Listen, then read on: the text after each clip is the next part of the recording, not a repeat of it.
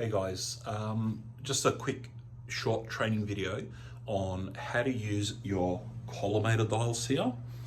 If, as an example, your globe goes and you need to figure out a way to position the collimation to your wall bucky.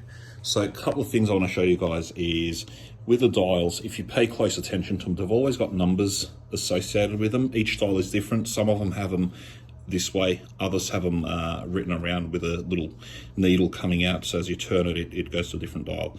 If we turn these, you can see the numbers are changing, right? Now, a couple of key important things. They always talk about an SID on the numbers. So you can see here we've got 180 centimeters or 100 centimeters. Now, with this machine, we're very fortunate. It's actually got a 180 centimeter marker up there, and it would have had a 100 centimeter marker here to give us two distances. If you're in a clinic with 180 centimeters, then we work off the 180 centimeter marker. We come over here and we go, okay, we've got 180 centimeters, so the value that we need to focus on is this one here. At the moment it's saying 30, I'm gonna turn it to 43, and that one's already at 43. Now, your wall bucky has got your squares or your patterns to coincide with your collimator dials. The outside square, the largest of the lot, is your 43 by 43. The inside square is generally your 35 by 35. Sorry, the middle square. And the very middle one here, the very last one, the smallest one, is generally a 30 by 30, or in this case, it would appear to be a 30 by 25, right? So I'll show you how this corresponds with these numbers. I've just replaced the globe here just to make life easier. So I've got it set to 43 by 43 at 180 centimeter distance, which is what we've got. So if I turn your collimation light on, we should essentially have the collimation light appearing on this outside square. So let's do that. Light is on.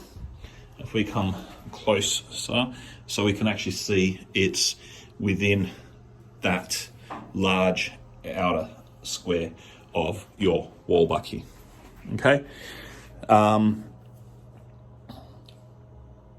Let's assume you had a image that you wanted to do of a spinal area, and you've got your patient standing here on an AP. You want to collimate on this section here. You don't need the full width, you're only interested in the middle. So what you need to do is go, okay, which one of these dials controls the left and right position? The easiest way to do that is you step in front of your X-ray machine, and they've got what's called curtains or flaps, hopefully with a reflection. There we go. So the bottom dial is opening and closing the width, whereas the top dial is opening and closing the top and bottom.